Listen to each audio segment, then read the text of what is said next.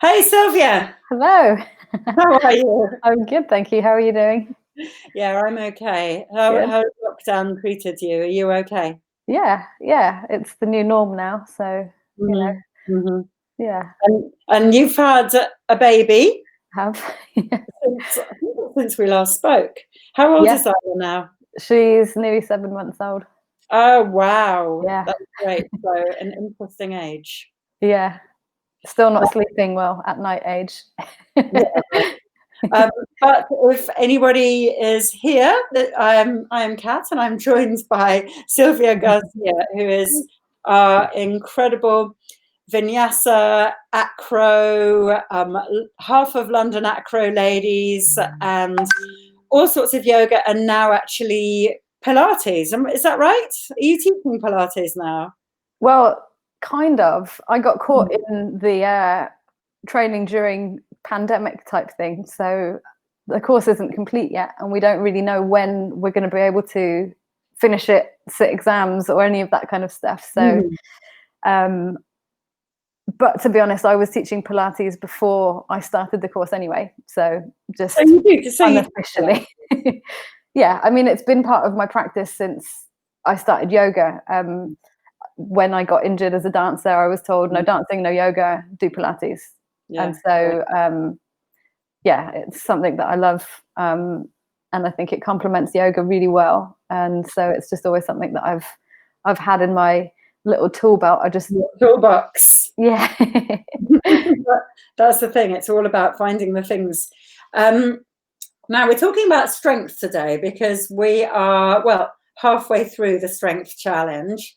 And I think people are finding it challenging, but certainly feedback from Vera was that she said it was the best challenge yet. Oh, So I think that strength is something that people have been really enjoying working with, right. but it's very, very hard. Now, yoga's got a funny relationship to strength, hasn't it? Because we always think of yoga as mobility, Yeah.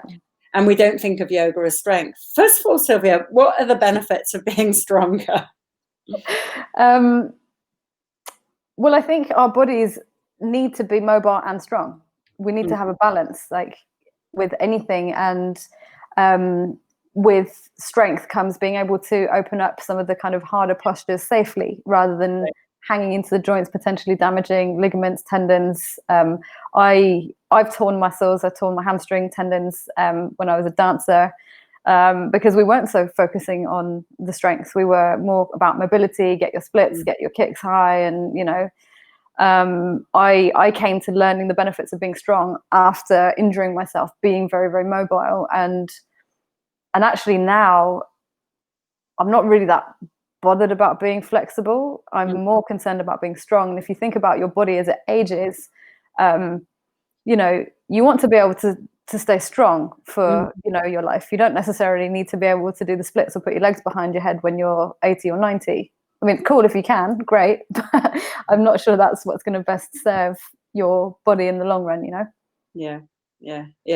Okay, so it's strength that we need to really be thinking of. And do you think that yoga does help? Can yoga help with strength, or do you think that it's a sort of do strength work for your yoga, or what do you think the relationship is between yoga and strength? I think it depends what you practice and how you practice. I think yoga as a broad term in general fetishizes and romanticizes mobility. So it's advertised with all these pictures of asana, which are beautiful, amazing back bends, and they look great. Maybe if we interview these people in 20 or 30 years and see how their bodies are doing, then that would be quite interesting. And to see if they're still practicing to that extreme range of mobility or not, because I suspect the majority will not be. I think there are certain types of yoga which will lend themselves much more to being strong. Yin, for example, is not one of those. It's not going to build up any strength at all. But if you're doing a lot of dynamic stuff, a lot of Ashtanga, a lot of kind of dynamic vinyasa, rocket dharma, then the yin would be a nice way to kind of allow the strength to just relax a bit. I think the strength, like you said before, people are finding the strength challenge hard. Well, it's a challenge, so it's going to be hard. and strength is hard, and the body is really intelligent. And so when you try and do something that's hard, it starts to learn little shortcuts. And you see these in sun salutations. So I see people when I'm teaching, like, you know, going into chaturanga and up dog, those chaturangas are very, very quick, and then you're going straight into the next back bend. Whereas if you kind of took your time to do those movements slowly, that's when you really start to feel, oh my God, this is hard. And there's not a huge amount of repetition of any one thing or any one pose, any one transition in yoga. You might get, let's say, 10 vinyasas in a 60-minute class.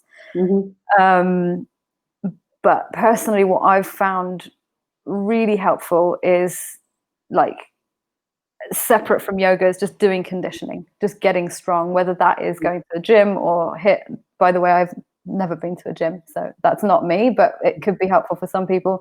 But doing conditioning for arm balances, or you've seen them on Movement for Modern Life. I like targeting different muscle groups and really learning how we get strong in a particular part of the body and why. And I think doing those movements in isolation is really helpful, because that kind of work and that attention to detail can get lost in a fast moving class. I resonate with that completely, because almost I can feel that a fast moving class is much more fun. Like, it's much more there's like stuff going on, you're like, oh, where are we going to go with this? But in a way, even though you're like, okay, this is my 80th sun salute, my shoulders are feeling it, I'm feeling it, in a way it's easier than trying to, as you say, in chaturanga, go from plank to chaturanga in 10 breaths. That's way harder than doing sort of 5 sun salutes really quickly. And it's a balance that needs to be struck as well, because it's nice to go to a class that's fun. It's nice to move your body in a way that feels enjoyable. And certainly for me, there are times where I don't really want to work that hard, where I just want to enjoy it and feel good at the end. And again, it's that kind of balance that you need to strike with, okay, today I'm feeling strong, I'm feeling energized, I'm going to really take all the strength elements slowly and work on them. And then other days where you're kind of maybe leaving them to the side because your body's not feeling it. But I would say strength needs to be encouraged more in yoga in general, and mobility less so, because a question that I'm asked really often is, how did you get so flexible? I've been practicing yoga for almost 20 years. So, and it was never with the intention of becoming flexible, but it's just really a side effect of doing it for that long. Like, there are things that I used to be able to do that I don't do anymore. And I could, in theory, get back to if I wanted to, but it's not that important to me to get mobility for the sake of it. And I think rather than focusing on, if I do this, I'm going to get flexible, just do the practice. The kind of side effects will happen, and they are good, they're welcome, but the strength element of it is something that should definitely be considered, I think, in all movement, not just yoga. So when you say conditioning classes, you've got some really horrible classes on Movement for Modern Life. Your glute one is pretty nasty. Oh, I've got part 2 in my head. I've got some great new glute stuff. So interesting that you said glutes in particular, because it's something I'm asked about a lot, is, and for people who don't know where the glutes are, this is like, it's your bum. It's the big bum muscle, right? Yeah.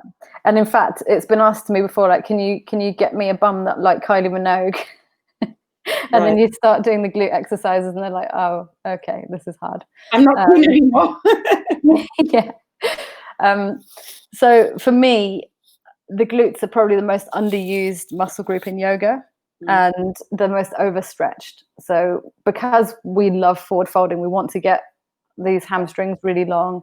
The glutes are always unstretched. They are very, very rarely in a situation where we're load bearing on them, where we're engaging, or where we're using them. So this is why when I teach my glute exercises to yogis, It's not hard to just do a few reps of some simple movements, and suddenly you're like, oh my God, I'm feeling stuff that I haven't felt before. Absolutely. And It really fucking hurts. Really. Yeah, in a good way. But yeah, I think we have so many injuries in yoga, and hips are one of them. And I think overstretching, over rotating, getting your leg behind your head because it's something that happens,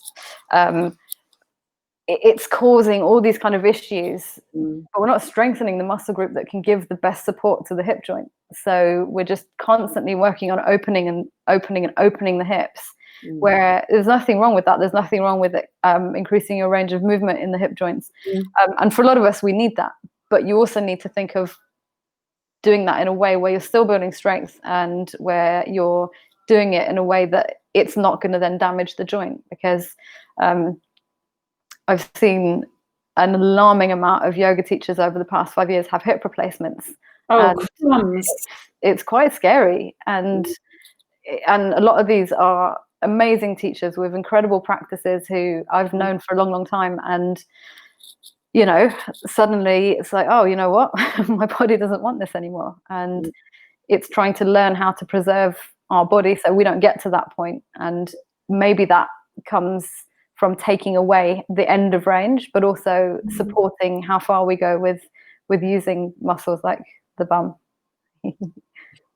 Yeah, though that's interesting, because you're right. There's, you know, a lot of, if you think about all of the hip opening poses, there's a lot. There's a lot of, you know, in the lotus, that kind of thing, all the poses that go towards the lotus, even pigeon, things like this. Yeah, I don't really think about the hip joint very much, other than it must be nice and open, and look at, you know, I can do a nice Baddha Konasana, and there are sort of different kinds of hip opening, aren't there? But actually using the strength and making sure that we are strong in the hips, well, that is a very different thing that we generally don't focus on before we open them.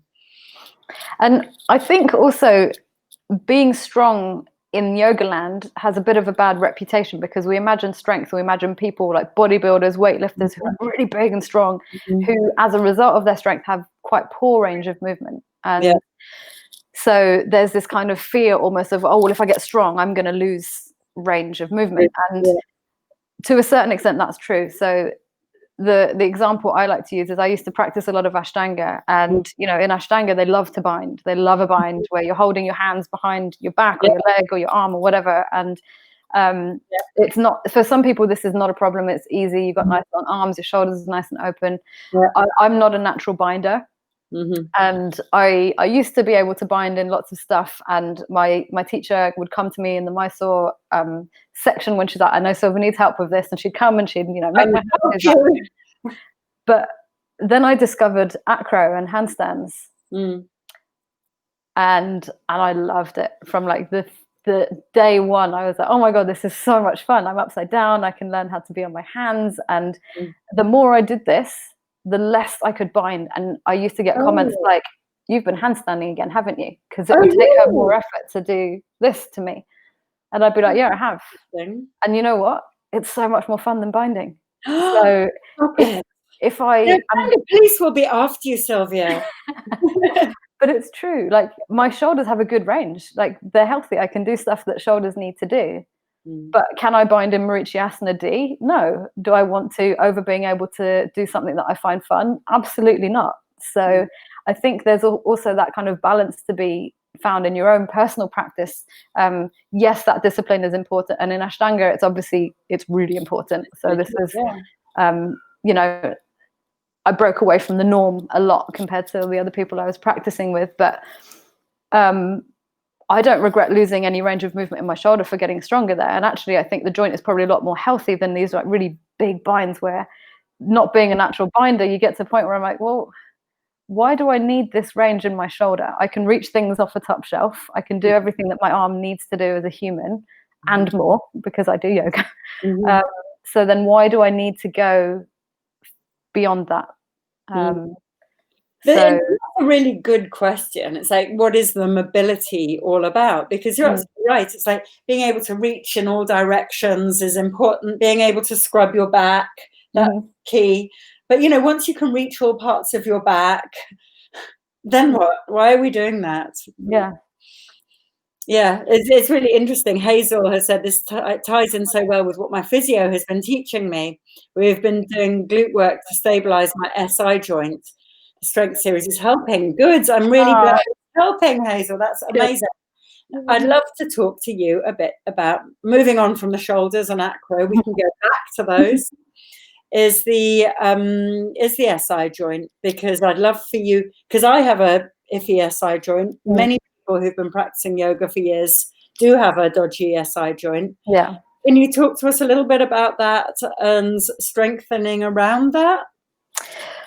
I mean, there are lots of different things that could cause that.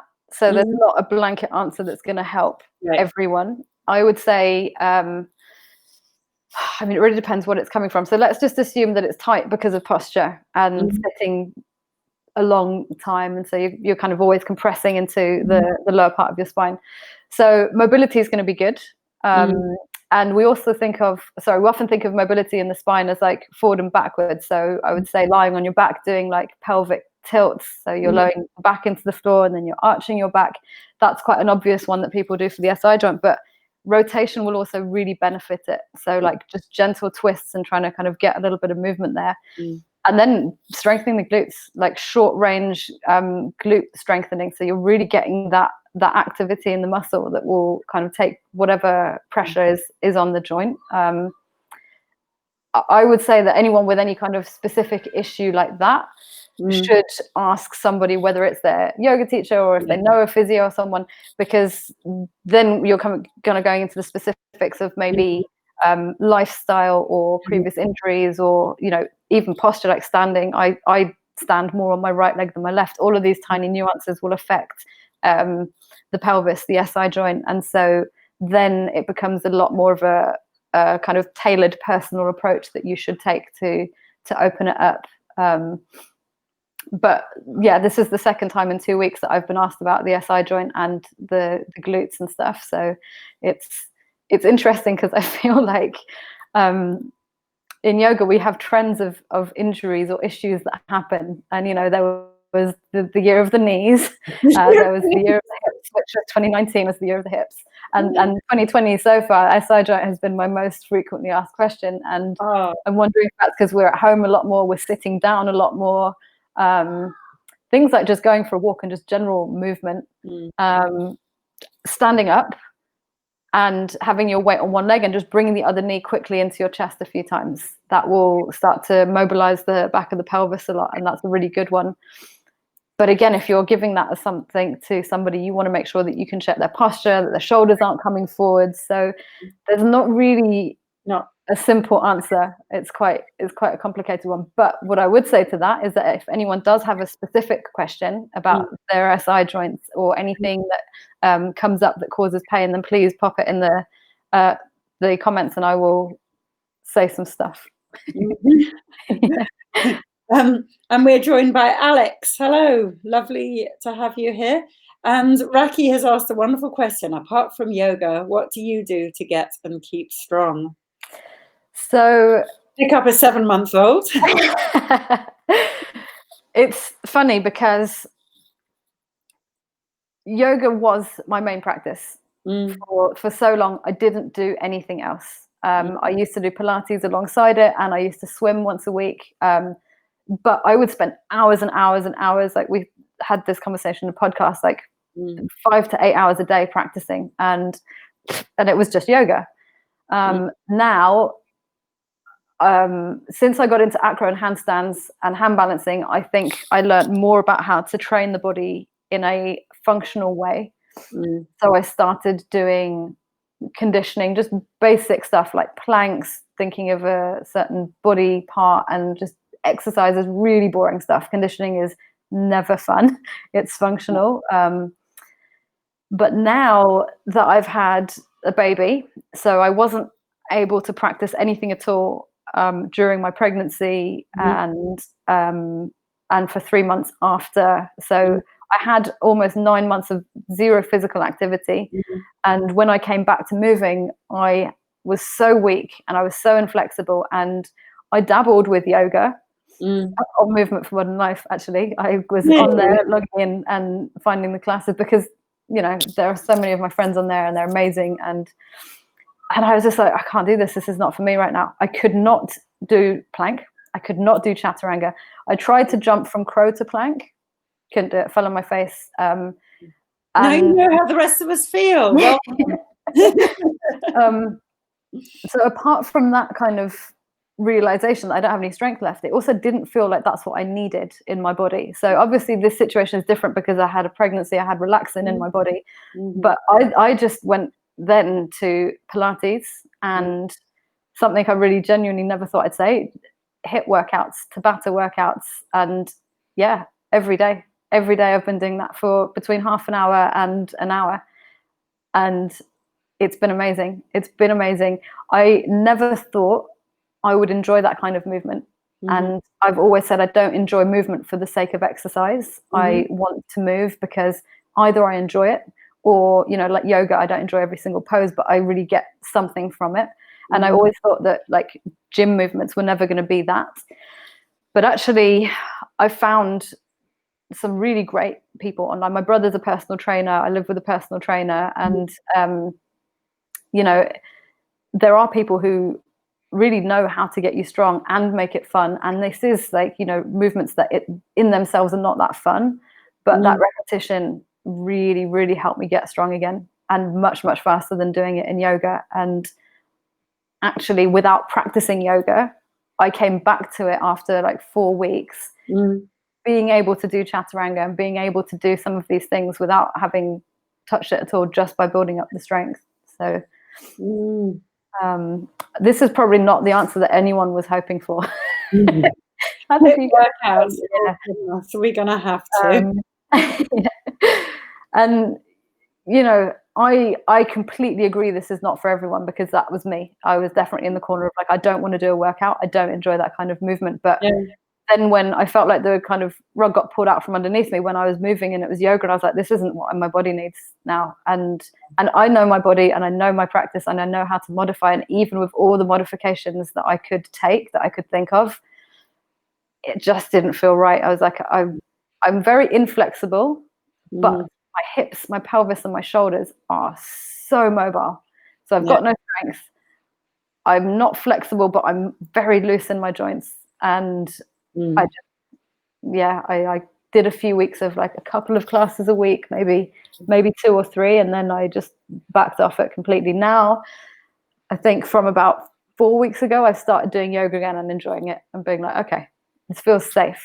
Not enjoying it meaning, oh, I'm good at all the stuff that's hard, because I'm not. There's still like most of my practice that I'm not doing in full, but enjoying it in terms of feeling like, okay, this is safe. My body needs this. It's challenged by this, but I don't feel like I'm going to hurt myself.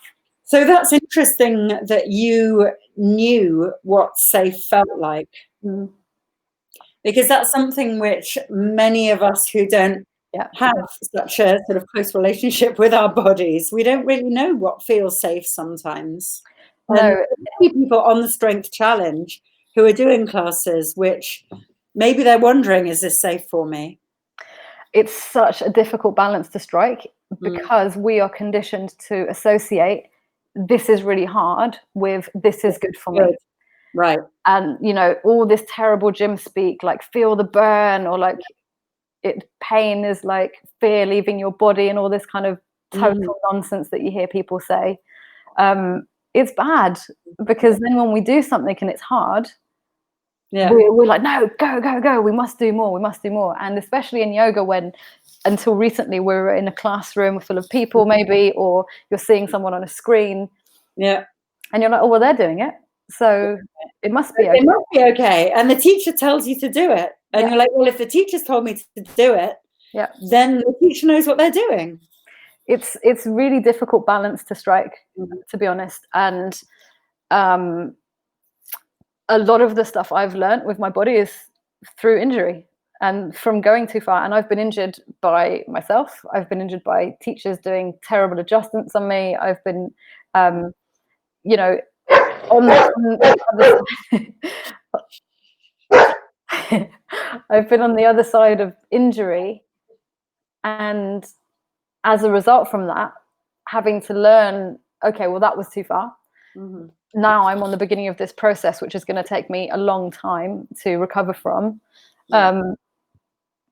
It is really hard. And I see it as a teacher as well, when you kind of have people who are newer to their practice and you present them with different options and they're like, well, I don't know which one to take. And there comes a point where I'm like, well, I can't tell you that.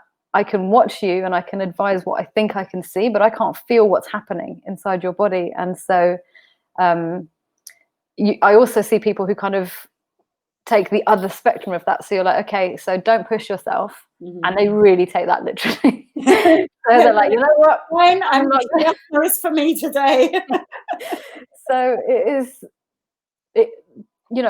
I'm a yoga teacher. Mm-hmm. But it's a real personal practice. You're showing up, you're being told some stuff by several different people. Hopefully people have more than one teacher, because I feel that's really quite unhealthy to just learn from one person who tells you how to do everything. But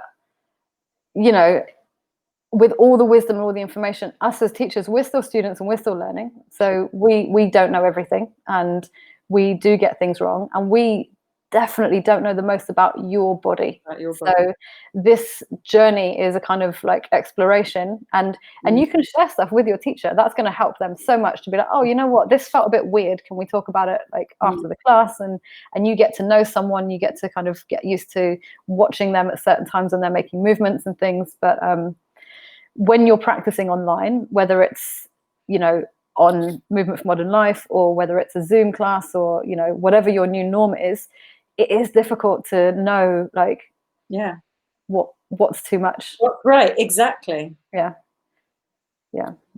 Unfortunately, I don't have a simple answer for that. There's no simple formula that can be used. It's funny because I've always thought that yoga feels like a sort of exercise in pain management.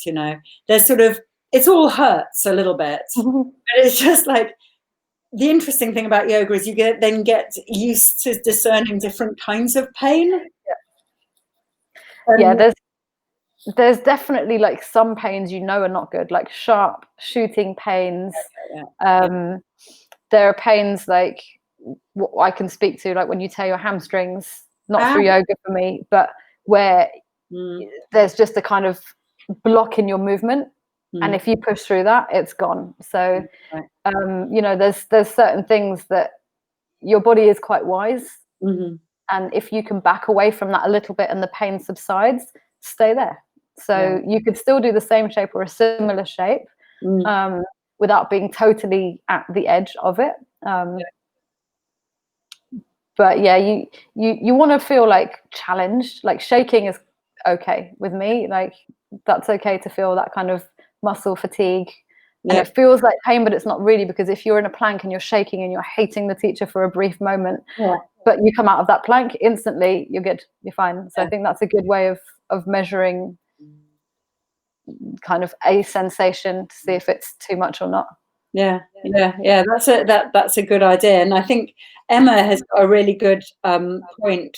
It's an aspect of active learning which applies to our experience as a whole. We have to take responsibility for ourselves. It's part of what we do for yoga. Discover what our body is and what it can and can't do. That's a really good point. Yeah. And I think accountability is really important. And sometimes people put a lot or way too much like onus on the teacher to fix X, Y, and Z, whether it's a physical thing and then it becomes an emotional thing. And, you're the one doing all the work.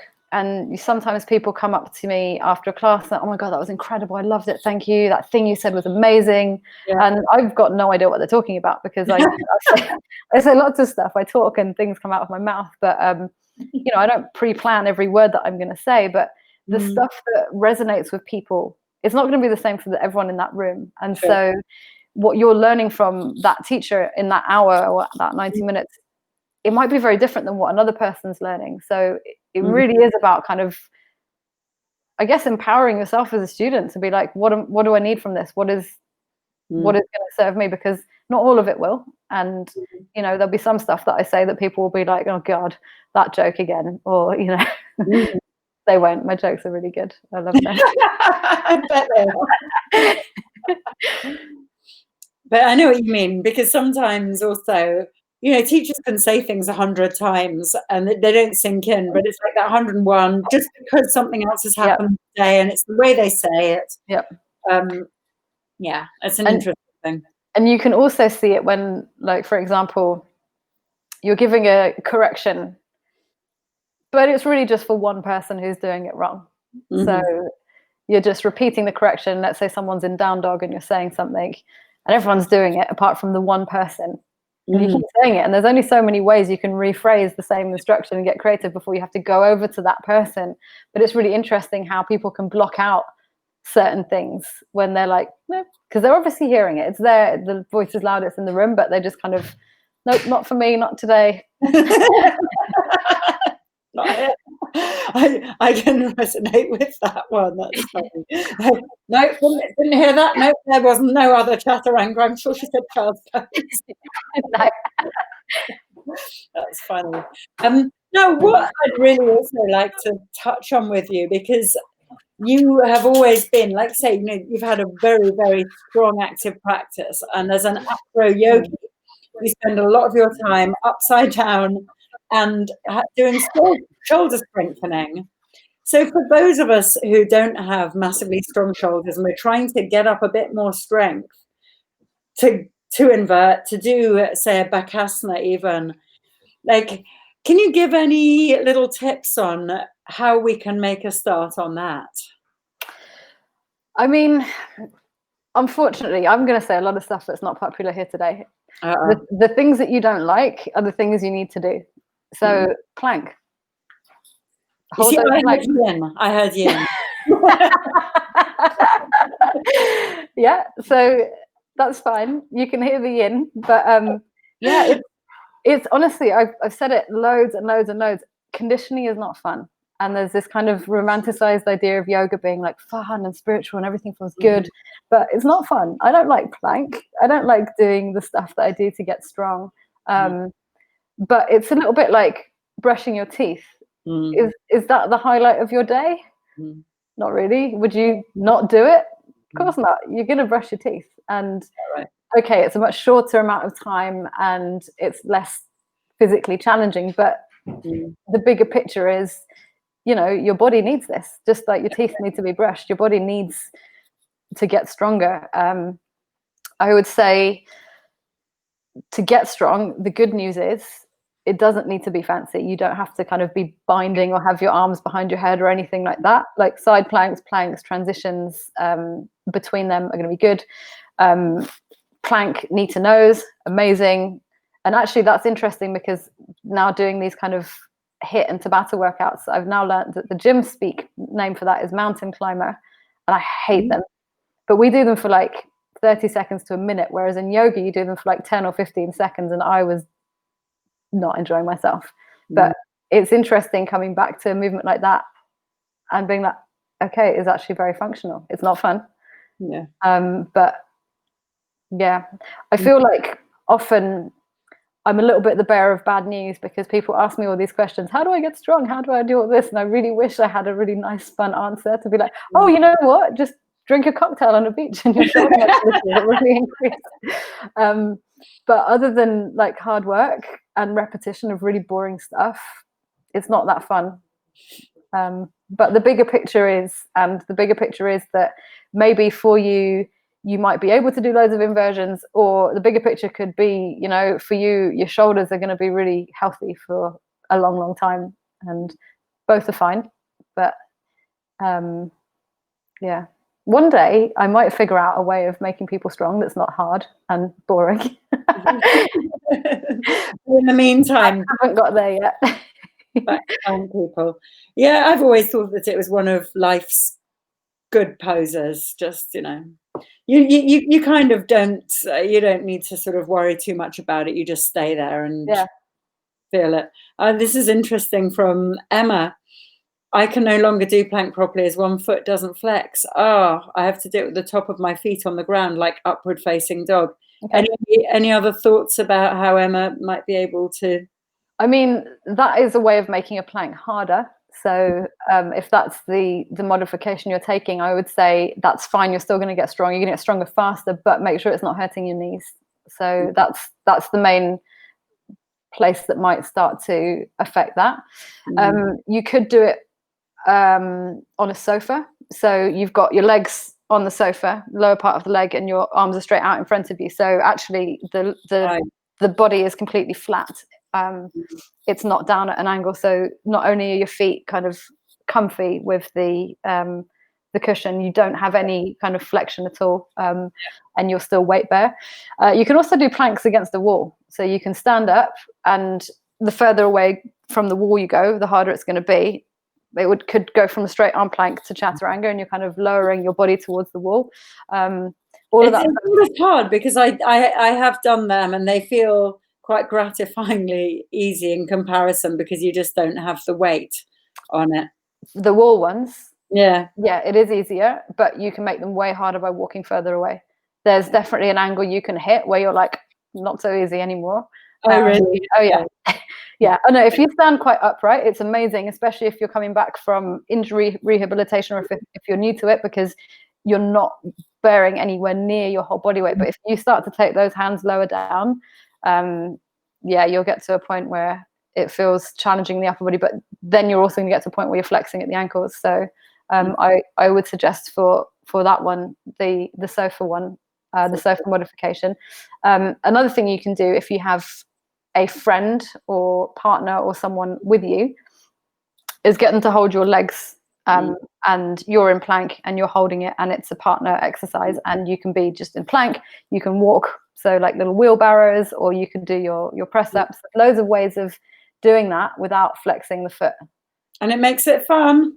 Yeah, it is more fun if you've got a partner there, but unfortunately the answer of don't worry, you never have to do planks anymore is not an option. Well, the other nice thing about plank, is that then you're strengthening your wrists. And for women who are getting, especially women who are getting a bit older, the osteoporosis is something, and the bone strength is something that, you have to sort of work on and keep strong just for functionality. And Absolutely. That might be a good. Yeah. So I think the bigger picture is always really important. Think of your bone density. If you're weight bearing on your arms, you will be encouraging your bones to stay stronger for longer. And the worst thing you can do, especially as you get further into your practice and you start to get older, the worst thing you can do is stop these things altogether. So your plank could become plank on knees. So it doesn't have to stay a full extended plank at all. But even cat and cow, just shifting your weight forwards, you're going to start to notice the weight moving into the arms. And as long as you're feeling something, that's going to be really helpful for the wrist joint, for the density of the bones in the arms. And, as soon as you feel the little forearm muscles start to like get involved, you're doing something. So it's good. That's a good thing to do. Okay, that's cool. So we've talked about shoulder strength. And in terms of shoulder strength, I'd like to sort of why, for those of us who don't want to invert, okay, you can see if you want to spend your life on your hands being an acrobat, you have to have strong shoulders. Sure. And for the rest of us, why, okay, we've done the hips, you have to have strong hips because of your SI joint and protect your lower back. Why strong shoulders? Well, strong is also such a broad term. So I'm not saying you have to get strong to the point of I can lift my own body weight above my head with one arm. I'd say we need strength in the whole of the body, right? Just to be healthy, because that's what our bodies are designed for. We are, to stand, to walk, to do the things that we're supposed to do. We need to have a certain amount of strength. I think the shoulder joint is important because first, it's a very shallow joint and it dislocates quite easily. So even if that's not something, I've never dislocated my shoulders, but I know an alarming amount of people who have dislocated their shoulders in their sleep. I have a friend who's done it 3 times, and or like reaching up for the tube holding on to that, people I've heard just the arm comes out of the socket. So I'm talking obviously about a really extreme and not hugely common case. Yeah. But you want to make sure that your shoulder joint is strong so that it can do the things it needs to do safely. And like the hip joints, the shoulder suffers from bad posture. So as soon as you kind of slump, the upper arm bone humerus starts to roll forwards at the front of the joint, and this will start to rub on the capsule. So even if the joint doesn't dislocate at all, you're still going to create maybe impingements. You might start to create bursitis or other kind of issues just from it not being in the right place. So instead of being here, if we get strong and the shoulders naturally hanging in a better position, same as the hips, if we strengthen around the hip joint, we're not going to be kind of slouching or over rotated, or when we walk, our posture is going to be better. Right. So I would say that there's not actually a part of the body. That's not true. There is a part of the body. I'd say the only part of the body that you don't need to strengthen is your neck, because these are working all day long to keep your head up, to turn everything. Your neck muscles are the only ones that we're never going to go, okay, now it's neck day and we're going to do some stuff to get this stronger.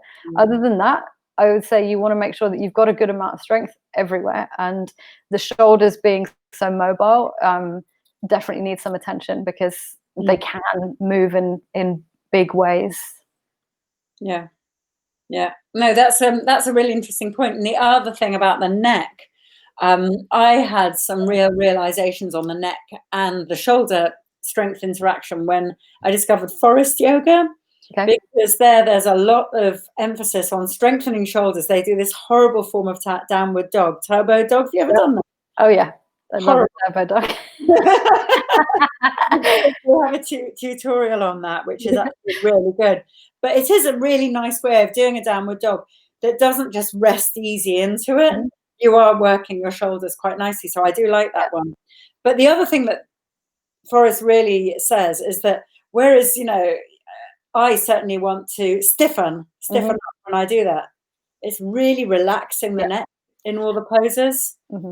I love that. That is my favorite thing about forest yoga. And interesting that Anna Forrest came from an Ashtanga background, where we are all like, imagine Trikonasana. You're looking at everything you do. You're looking at your hand. You're looking, and there's this kind of tension in the neck.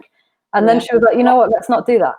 And you're still doing everything else. The whole pose is the same. The alignment's the same. But suddenly you're like, oh my God, I have no tension here. I can breathe properly. I can feel the rest of the pose. And for me, I don't practice forest yoga a lot. I don't teach forest yoga, but that is like the one thing that I've taken from that I'm like, yes, I use this very often in my teaching, because it's true. Like, I think when we're looking up, it's just one of those things. You're like, oh yeah, it's harder, I'm doing more, but actually it's not necessary. Our necks are, unless you've had an injury or an accident or something, obviously there are reasons why you might need to strengthen your neck. But if you haven't had any kind of other issues, then you shouldn't need to do anything in particular for it.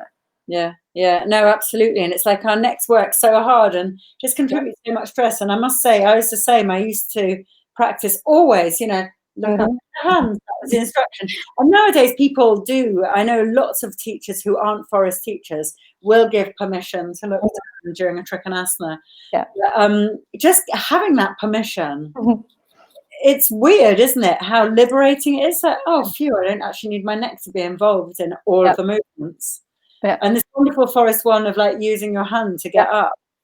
So that's also so liberating. Somehow, oh yeah, I can be strong, but this doesn't need to be involved in the strength. Right. This is partly why I'm such a big advocate of practicing loads of different styles with loads of different teachers, because in not just yoga, in any field that you want to get good in or you want to learn a lot in, limiting yourself to one teacher is exactly that. You're limiting yourself. You're restricting yourself to one person's knowledge, one person's way of doing things. And I don't think there is any right way of doing yoga. I don't think there's any one style that has it totally nailed. And so being able to dip in and out of different styles and learning little different things from other teachers, it's amazing, because then you get to see what works for your body. And some people won't necessarily like relaxing the head. That's okay. But I think what you said is really interesting. Like, being given permission by the teacher, Mm. because we're so conditioned to like, Yeah. whatever you do, Reach for it and do the best, because you want to be the best yogi in the room, you know, you want to do well.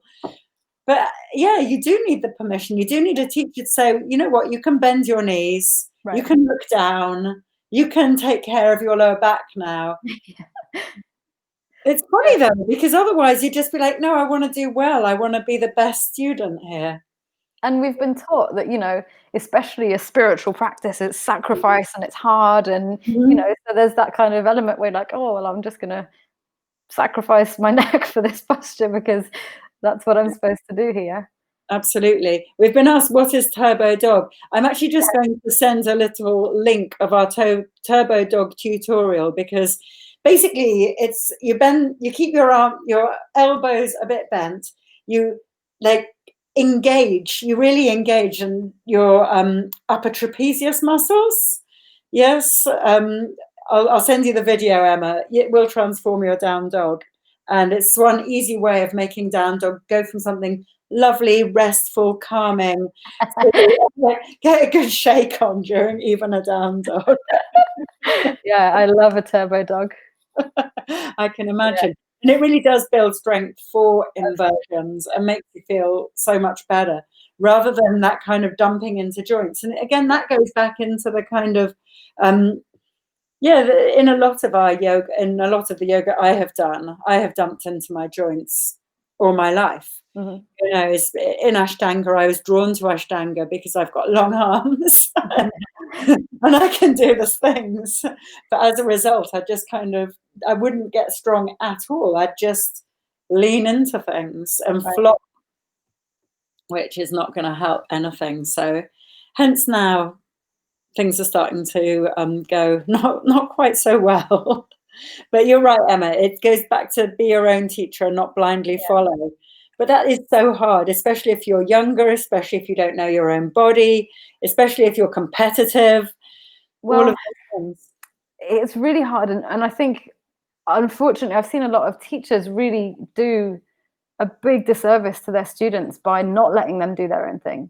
And there's always the one person who's doing something completely different to what you're saying, and that person definitely needs to be reined in a bit and be like, okay, look, we're doing back bends, so you need to come out of your split handstand now, because that's not what this is. But you know, I've had a teacher in a studio that I work in, who knows that I also teach at that studio, try to correct me in a pose that I was modifying because I was injured. And he was standing in my face being like, straighten your leg, straighten your leg, straighten your leg. And I was like, no, I'm injured. And he's like, straighten your leg, straighten your leg. And I was like, I'm not going to do it. You can stand there and you can shout at me as much as you like. I know my body and I'm just not going to do it. However, if I was a student who is paying for that class and who assumes this man knows a lot more than they do about what they're doing, it's quite intimidating. I would have just done it. And it would have been terrible. And I see like an alarming number of like teachers who do this and force people into poses. And I think we touched on this in the podcast. I had a friend of mine who's a physio, got thrown out of a Dharma class because she wasn't doing pincher. She'd just come out of like a labral reconstructive surgery months before. And, you know, as a physio, is like, I know my body, I'm not doing pincher. And the teacher made her leave. And it's really not okay. Like, we're trying to tell people, be your inner teacher, and, you know, this is your body and your mind and everything. But then that power is really taken away from us a lot. So it's really quite confusing for people. And I don't really have the answer to that, other than, you know, it is something that I see and that I'm aware of. And hopefully the more people become aware of this kind of situation, the more teachers will be like, okay, if this person is not damaging their body and not disrupting the class, why not? Why am I trying to make them do this? I think it comes back to just questioning things. Why? Like, why do I want to be more flexible? Why do I want this student to do this pose in full? Just kind of trying to strip it back honestly to the reason. And if the reason is silly or superficial or not that important, then you're like, oh, okay. Turns out that's not that important anymore. Yeah, interesting. I like that. Good. Well, this was a little bit of a turbocharge around strength, Sylvia. A little bit around, you know, again, each of us having our own limits and knowing it. And I think, as you say, yeah, all for yogic bullying, not in the spirit of yoga. Yeah, absolutely. But it happens a lot. It does. And it's a shame because it happens everywhere in the whole world. But you would think in an industry like yoga, which is spirituality, wellness, you know, we practice ahimsa and, you know, all of these things, non-attachment. So you would think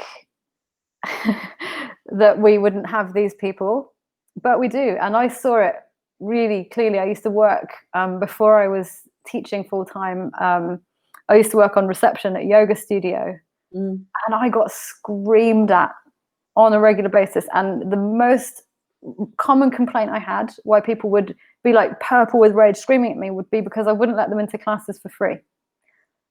And I'd just be like, I can't, it's very hard to reason with somebody who's been completely unreasonable.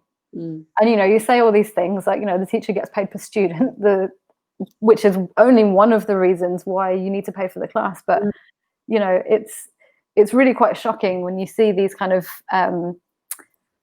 personality traits that we're trying to work through in ourselves as our yoga practice coming through and being prevalent in the industry. It's quite disappointing, but they're reminders that, you know, not everyone's perfect and we just need to do better. Be aware of who these people are. It's okay that they have lots of students following them, because at some point, hopefully, the students will realize they can gain a lot of information from people that won't bully them. And that is possible, by the way, guys. Yeah, I think, again, just questioning yourself, why am I going to this teacher? Yeah, absolutely. I like that. Lots of the MFML teachers are so good at providing alternatives. Yeah, I think so. I think it's a sign of a good teacher. I think if a teacher isn't providing good alternatives, you know. Well, Norman Blair gives one of my favorite alternatives to that. And he said, if someone's not giving you alternatives, your alternative is to walk out of that room, or to turn off that video, or to do, you know, to leave that teacher's teaching. Because there is always another option. And if they're not giving you that, they're just not going to empower you to learn this as your own practice. You're very much going to be learning what they want you to learn in that way. And I don't think that's right. I think that comes from quite an ego-driven, controlling place. And I don't think that's necessary at all. Yeah. It's only yoga, you know, it's not that important that we need to bully and divide and control people over. You know, we're trying to do something that's nice, that feels good. And I think when it starts shifting to a place of like negativity and control and ego, like it's not really yoga anymore. It's something else. Not what it's about. Yeah. Well, I think at that, if there are any other questions, do type them in now. Otherwise, we will be looking out if there are questions. I know a lot of you guys are going to be watching this later because this is a funny time. So, yeah, write questions on there and we'll have a chat. And if there are some real in-depth ones, we can always jump on another Definitely. And also, I'm going to be filming some new videos for Movement for Modern Life, so please give me your requests. I've got Glute Series Part 2 coming up. No! But yeah, anything at all. I love requests, so it could be pose, it could be transitions, it could be something that you think that you will never be able to do. That is my favorite thing, and I will break it down to like the very bare bones. And I love it. Yeah. Let us know what you want. That's great. I think I like the idea of introducing some of the conditioning in there. And I'd love to also experience some of your Pilates. Okay. You say that. It might feel like the glutes. You're like, I'd love that. Oh God. You just know it's so good for you. It is good. And I will try to make it fun, and I will always put jokes in there, you know, because I'm torturing you, so you might as well be laughing at the same time. Yeah. Well, and that's the thing. That's some sign. Oh, good. Alex is up for the second glutes. Love the glutes one. Good. Right. So, yeah, we'll have more requests. That'd be brilliant. All right, Sylvia, I'll let you go off to Isla, see how she's doing. Yeah. And, lovely, lovely to chat. Oh, pelvic floor, says Emma. Tricky. It's tricky. Okay, I'll get thinking. The main problem with pelvic floor is not the muscle, it's the mind. Because you forget instantly. And then as soon as you forget and you're doing anything else other than like Kegels, you're doing anything else combined with pelvic floor exercise, and it's a real mental thing. So yeah, good challenge. I'll try and think of a way of keeping us engaged and keeping the pelvic floor engaged too. But yeah, it's definitely a mental challenge, that one. Excellent. Well, that should be a yoga challenge then. Yeah. We like a mental challenge. Yeah.